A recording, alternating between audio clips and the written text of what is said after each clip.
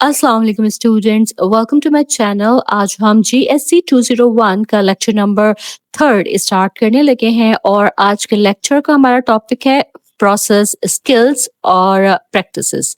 ठीक है जी। तो देखिए, ये लेक्चर हमारे प्रीवियस जो लेक्चर था, लेक्चर नंबर 2, उसी की कंटिन्यूएशन है, जिसमें हमने कुछ एक्सपेरिमेंट्स किए थे, जैसे कैंडल, वेलक्रो और हैंग्ड मिरर के एक्सपेरिमेंट्स उसमें हमने किए थे। उन एक्सपेरिमेंट्स के थ्रू हमने कुछ इंपॉर्टेंट प्रोसेस स्किल्स जो हैं वो एक्सप्लोर किए थे। ठीक है।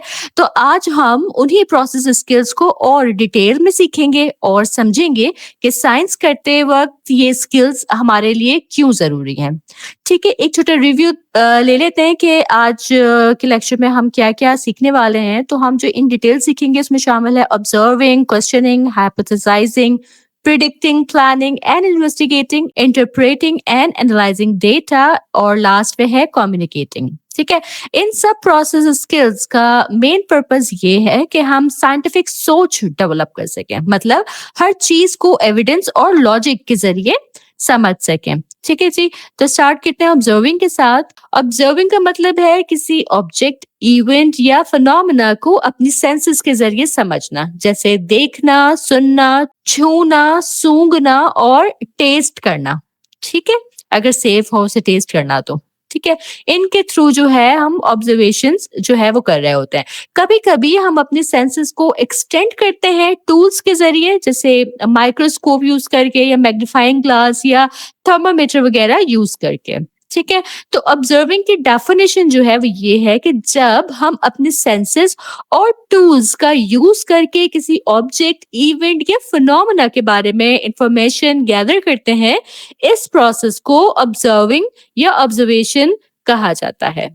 ठीक है। सब स्किल्स की इसमें बात करते हैं कि ऑब्जर्विंग के अंदर कुछ सब स्किल्स भी आती हैं, जैसे एविडेंस कलेक्ट करना, यानी देखी गई बात को नोट डाउन करना। ठीक है। सिमिलैरिटीज और डिफरेंसेस पहचानना, ऑब्जेक्ट्स को क्लासिफाई करना, मेजरिंग करना और रेलेवेंट ऑब्जर्वेशन को आइडेंटिफाई करना, यानी सिर्फ वो बातें नोट करना जो प्रॉब्लम के लिए इम्पोर्टेंट है। ठीक है। फॉर एग्जाम्पल कि अगर हम एक आइस क्यूब और एक आइस बॉल को कंपेयर कर रहे हैं, तो हम इन दोनों की सिमिलैरिटीज और डिफरेंसेस लिखेंगे। जैसे दोनों ठंडे हैं, दोनों बर्फ के बने हुए हैं, लेकिन शेप और मेल्टिंग स्पीड जो है इन दोनों की वो अलग अलग है। ठीक है, यही जो है ये ऑब्जर्विंग स्किल्स का यूज है।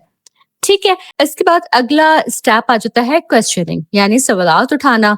तो साइंस हमेशा एक क्वेश्चन से स्टार्ट होती है। जब हम किसी चीज को ऑब्जर्व करते हैं तो नेचुरली हमारे जहन में सवाल उठते हैं कि ये ऐसा क्यों हुआ। ठीक है, अगर ऐसे करें तो क्या होगा, ये किस वजह से चेंज हुआ है, इस तरह के सवाल जो है वो हमारे जहन में उठते हैं। क्वेश्चनिंग की डेफिनेशन ये है कि किसी ऑब्जेक्ट, इवेंट या फिनोमेना के बारे में सवाल उठाना, वो क्वेश्चनिंग कहलाता है। ठीक है। सब स्किल्स की इसमें बात करते हैं तो इसमें होता है कि पहचानना कि कौन से सवाल इन्वेस्टिगेट किए जा सकते हैं, जिनका जवाब एक्सपेरिमेंट से मिल सकता है। ठीक है, ये समझना कि कौन से सवाल नॉन इन्वेस्टिगेबल हैं। ठीक है, कि जिनका जवाब सिर्फ ऑब्जर्वेशन से नहीं मिलता, ऐसे कौन से सवाल आते हैं। ठीक है, नॉन इन्वेस्टिगेबल सवाल को ऐसे सवाल में बदलना जिसका जवाब हम एक्सपेरिमेंट से निकाल सकें। ठीक है, ये सारी सब स्किल्स आ गई। क्वेश्चनिंग तो एक मेन चीज हो गई, लेकिन ये इसकी सब स्किल्स हैं कि हम क्वेश्चनिंग को किस अंदाज से देख सकते हैं, कितने जावियों में उनको बदल सकते हैं, किस तरह से हम सोच सकते हैं। ठीक है, फिर ये आ गया कि ये सोचना कि इन सवालों के जवाब कैसे ढूंढे जा सकते हैं। ठीक है, ये तमाम सब स्किल्स आ गई क्वेश्चनिंग की। एग्जाम्पल लेते हैं इसकी कि अगर हम पूछते हैं कि व्हाई डज आइस मेल्ट, के बर्फ जो है वो क्यों पिघलती है, ये एक जनरल क्वेश्चन है। ठीक है, लेकिन अगर हम पूछें कि does ice melt faster in salt water और नॉर्मल वाटर, ठीक है जी, एक तो जनरल क्वेश्चन हो गया कि बर्फ जो है वो क्यों पिघलती है। ठीक है, लेकिन अगर हम इसी सवाल को मजीद मॉडिफाई कर दें कि भाई बर्फ जो है वो जो सॉल्ट वाटर है, नमकीन पानी है, उसमें जल्दी पिघलती है, या जो नॉर्मल वाटर होता है, टैप वाटर होता है, उसमें जल्दी पिघलती है। ठीक है, तो ये इन्वेस्टिगेबल क्वेश्चन हो गया। समझ रहे हैं आप इस चीज को। ठीक है, तो यानी इसका जवाब हमें एक्सपेरिमेंट से निकालना होगा। ठीक है, इसके बाद जो है थर्ड स्किल आ जाती है हाइपोथेसाइजिंग। इसका मतलब है कि एक एजुकेटेड गेस लगाना, यानी अपने प्रीवियस एक्सपीरियंस या एविडेंस की बेस पर एक पॉसिबल एक्सप्लेनेशन देना। ठीक है, डेफिनेशन हाइपोथेसाइजिंग की आ जाती है कि जब हम अपने पास्ट एक्सपीरियंस या एविडेंस देखकर एक एक्सप्लेनेशन बताते हैं कि शायद ये वजह हो सकती है, तो उसे जो है हाइपोथेसिस कहते हैं। ठीक है, और ये जो प्रोसेस है ये हाइपोथेसाइजिंग कहलाता है। फॉर एग्जांपल अगर हम देखें कि बर्फ जो है वो सॉल्ट वाटर में जल्दी मेल्ट होती है, तो इससे हम ये हाइपोथेसिस बना सकते हैं कि जो नमक है वो पानी के फ्रीजिंग पॉइंट को कम कर देता है, इसलिए जो बर्फ है वो जल्दी मेल्ट होती है। ठीक है, समझ गए? देखिए, अगर आपको कोई इश्यू हो ना, कोई डाउट हो, कोई कंफ्यूजन हो, तो आप मुझसे कमेंट सेक्शन में पूछ सकते हैं। ठीक है, मैं जो हूँ बिल्कुल आपके सवालात के जवाब दूंगी और आपके जो भी डाउट्स हैं उनको मैं इंशाल्लाह ताला क्लियर करने की पूरी कोशिश करूंगी। ठीक है जी, चले आगे बढ़ते हैं। अगली स्किल है हमारे पास प्रेडिक्टिंग, यानी रिजल्ट का अंदाजा लगाना। प्रेडिक्टिंग का मतलब है एविडेंस, ऑब्जर्वेशन या हाइपोथेसिस की बेस पर ये बताना कि अगला रिजल्ट क्या हो सकता है। ठीक है, प्रिडिक्शन होती है ना, प्रिडिक्ट करना होता है, ये वो है। ठीक है, डेफिनेशन इसकी क्या है कि किसी फ्यूचर इवेंट का रिजल्ट गेस करना, लेकिन लॉजिक और एविडेंस के पैटर्न के बेस पे।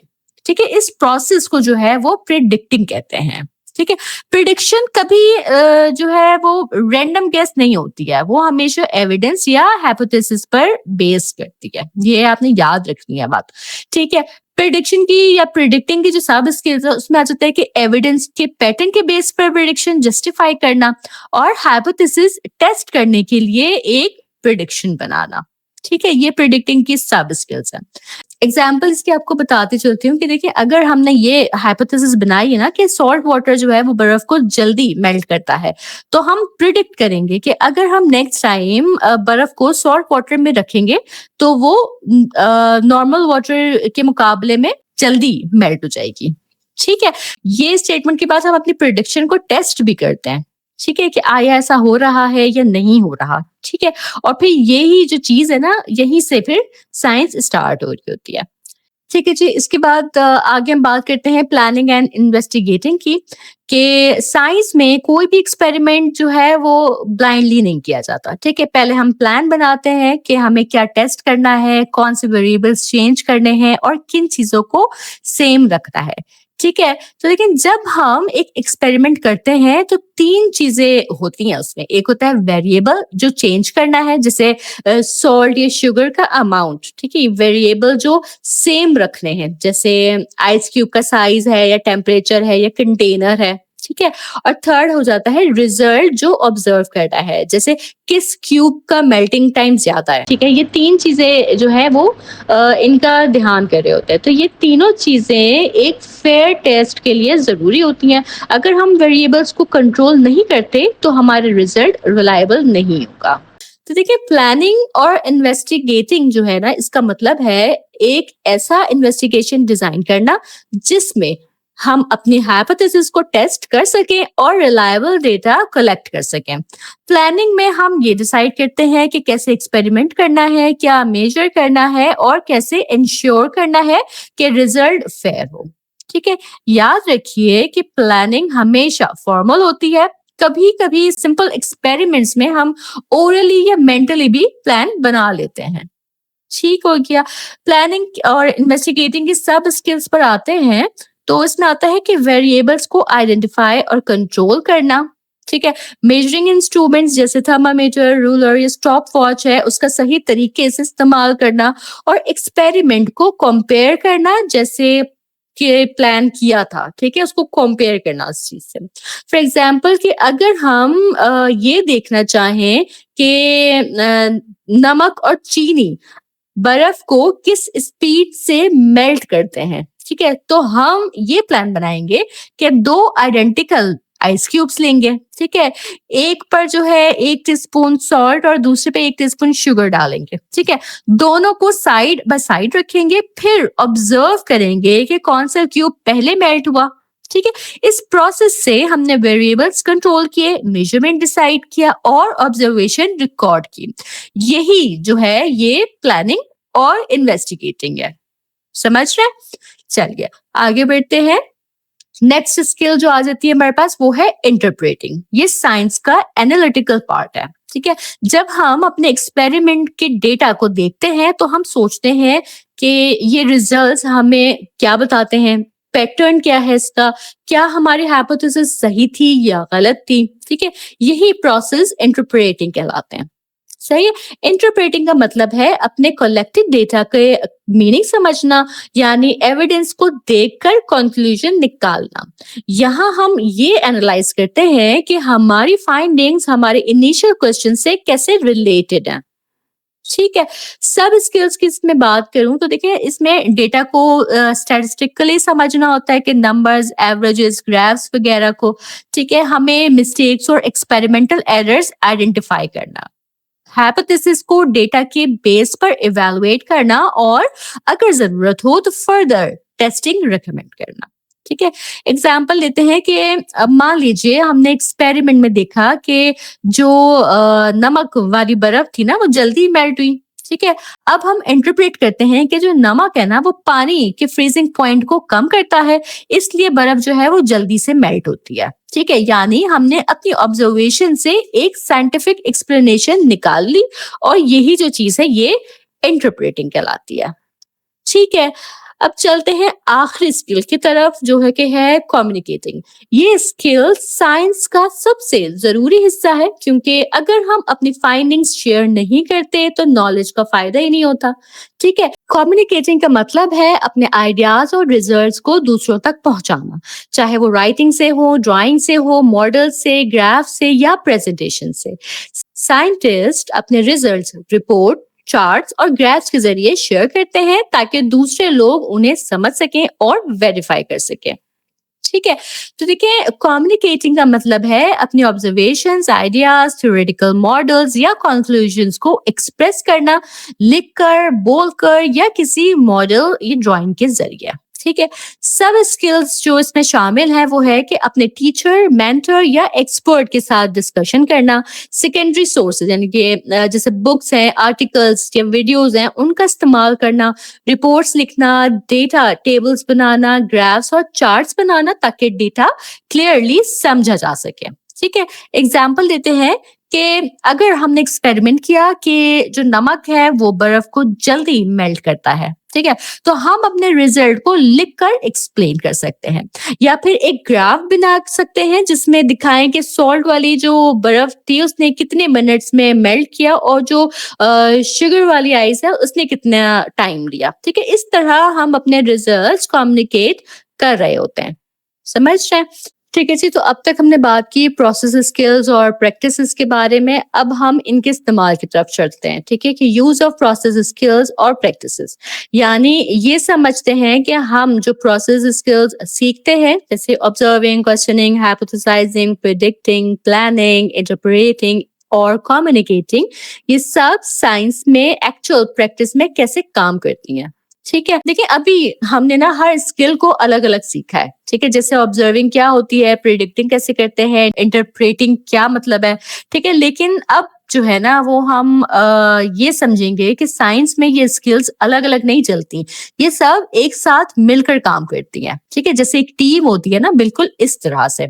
ठीक है, तो देखिए जब हम कोई एक्सपेरिमेंट कर रहे होते हैं, मान लीजिए हम कैंडल का एक्सपेरिमेंट कर रहे हैं।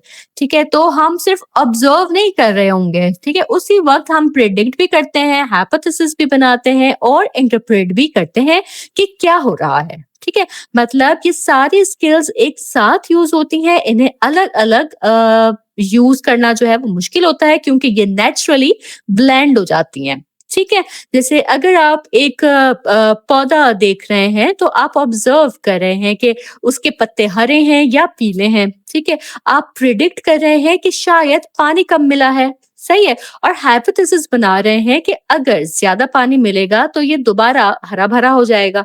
यानी ऑब्जर्वेशन के साथ ही प्रिडिक्टिंग और हाइपोथेसाइजिंग दोनों हो रही हैं। समझ रहे हैं? ठीक है? तो देखिए साइंस में ना प्रोसेस स्किल्स कभी सिंगल फॉर्म में नहीं होती। ये जो है ये एक कॉम्बिनेशन होता है कई स्किल्स का। जब एक स्टूडेंट एक्सपेरिमेंट करता है तो वो साइमल्टेनियसली ऑब्जर्व भी कर रहा होता है, एनालाइज भी और कम्युनिकेट भी। तो रियल प्रैक्टिस में ये सब स्किल्स मिक्स होकर एक नेचुरल प्रोसेस बनाती हैं। लेकिन टीचर्स के लिए ये जरूरी है कि वो इन्हें सेपरेटली डिस्कस करें ताकि हम पहचान सकें कि एक स्टूडेंट किस स्किल में स्ट्रांग है और किस में इम्प्रूवमेंट उसको चाहिए।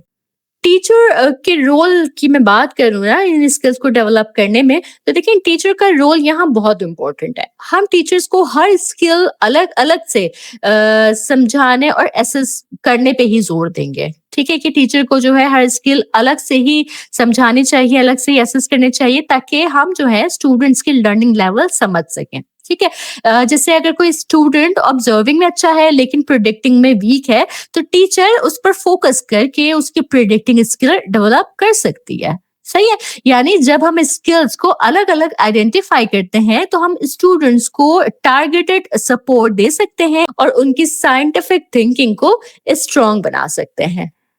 ठीक है, पर्पस पे आते हैं कि आखिर इस प्रोसेस स्किल को यूज करने का मकसद क्या है। ठीक है, तो देखें ये प्रोसेस स्किल्स सिर्फ एक्टिविटी के लिए नहीं इस्तेमाल होती हैं, बल्कि ये जो है बच्चों को साइंस के कॉन्सेप्ट समझाने में हेल्प करती हैं। यानी जब बच्चे ऑब्जर्व, क्वेश्चन और एनालाइज करते हैं, तो वो सिर्फ एक एक्सपेरिमेंट नहीं कर रहे हैं, वो कॉन्सेप्चुअल अंडरस्टैंडिंग बिल्ड कर रहे होते हैं। फॉर एग्जाम्पल अगर एक बच्चा देखता है कि आइस मेल्ट होती है जब गर्म जगह में रखी जाए, तो वो नेचुरली समझने लगता है कि हीट एनर्जी बर्फ को पानी में बदल देती है। ठीक है, यानी प्रोसेस स्किल्स के जरिए वो साइंटिफिक कंटेंट समझने लगता है। तो देखिए यहाँ ये भी समझना जरूरी है कि प्रोसेस स्किल सिर्फ बड़े स्टूडेंट के लिए नहीं होती, छोटे बच्चे भी इन्हें यूज करते हैं, बस उनका लेवल जो है वो सिंपल होता है। ठीक है, जैसे एक छोटा बच्चा जब देख रहा है कि मिट्टी गीली होने पर चिपक जाती है, तो वो ऑब्जर्व कर रहा है। ठीक है, जब वो पूछता है ये चिपक क्यों रही है, तो वो क्वेश्चन कर रहा है। ठीक है, जब वो गैस लगाता है कि शायद पानी की वजह से चिपक गई है, तो वो प्रिडिक्ट और हाइपोथेसिस कर रहा है। ठीक है, जैसे जैसे बच्चे बड़े होते हैं, यही स्किल्स जो है वो मजीद कॉम्प्लेक्स लेवल पर यूज होने लगती हैं, जहां वो डेटा कलेक्ट करते हैं, एक्सपेरिमेंट्स डिजाइन करते हैं और अपनी फाइंडिंग्स रिपोर्ट करते हैं। ठीक है जी, तो इसके साथ ही हमारा ये लेक्चर भी मुकम्मल होता है। मैं इस लेक्चर को भी आपकी आसानी के लिए समराइज कर देती हूँ, लेकिन इससे पहले मेरी आप सबसे रिक्वेस्ट है कि मेरा चैनल ज़रूर सब्सक्राइब कर लें और मेरे लेक्चर को अपने फेलो स्टूडेंट्स तक लाजमी पहुँचाएं, उनके साथ शेयर करें ताकि मैक्सिमम स्टूडेंट्स जो है ना वो मिड टर्म की अपनी अच्छी प्रिपरेशन कर सकें। ठीक है, तो समरी की तरफ बढ़ते हैं। तो देखिए आज के लेक्चर में हमने साइंस के प्रोसेस स्किल्स या साइंटिफिक प्रैक्टिसेस के बारे में डिटेल से सीखा। साइंस जो है वो सिर्फ फैक्ट्स या फॉर्मूलाज का नाम नहीं है, ये एक सोचने और समझने का तरीका है। ठीक है, जब हम साइंस परफॉर्म करते हैं तो हम कुछ बेसिक स्किल्स यूज करते हैं जिन्हें प्रोसेस स्किल्स कहते हैं। ठीक है, ये मेन प्रोसेस स्किल्स जो हैं वो है observing, questioning, hypothesising, predicting, planning and investigating, interpreting and analysing data और कम्युनिकेटिंग। ठीक है, ये सब स्किल्स एक दूसरे से अलग नहीं होती। जब हम एक स्किल यूज करते हैं तो ऑटोमेटिकली दूसरी स्किल भी काम करती है। ठीक है, फॉर एग्जांपल जब हम ऑब्जर्व करते हैं तो उसी वक्त हम प्रिडिक्ट और हाइपोथेसिस भी बना रहे होते हैं। ठीक है, टीचर्स के लिए जरूरी है कि वो हर स्किल अलग अलग समझाए बच्चों को, ताकि बच्चों में हर स्किल अलग पहचानी जा सके और उनकी साइंटिफिक सोच डेवलप हो। ये स्किल्स हर एज ग्रुप के स्टूडेंट्स यूज कर सकते हैं, चाहे वो छोटे बच्चे हो या यूनिवर्सिटी स्टूडेंट्स हो। ठीक है, in short process skills science का दिल है। ये स्टूडेंट्स को लॉजिकल, एनालिटिकल और एविडेंस बेस्ड थिंकिंग सिखाती है, जिससे वो हर नेचुरल चीज को बेहतर अंदाज में समझ सकें और साइंटिफिकली सोच सकें। इसके साथ ही हमारे ये लेक्चर यहीं मुकम्मल होता है। मुझे उम्मीद है कि ये आपको समझ आया होगा, पसंद आया होगा। अगर आपके कोई सवालात हों, कोई डाउट्स हों, कोई क्यूरी हो या आपका कोई फीडबैक हो, तो आप मुझे ज़रूर कमेंट सेक्शन में बताइएगा। चैनल सब्सक्राइब करना हरगिज़ ना भूलिएगा और मेरे लेक्चर्स को मज़ीद स्टूडेंट्स तक लाज़मी पहुँचाइएगा। मैं इंशाअल्लाह ताला अपने नेक्स्ट लेक्चर के साथ फिर हाज़िर होंगी। तब तक आप सब अपना बहुत ख़याल रखिएगा। अल्लाह हाफ़िज़।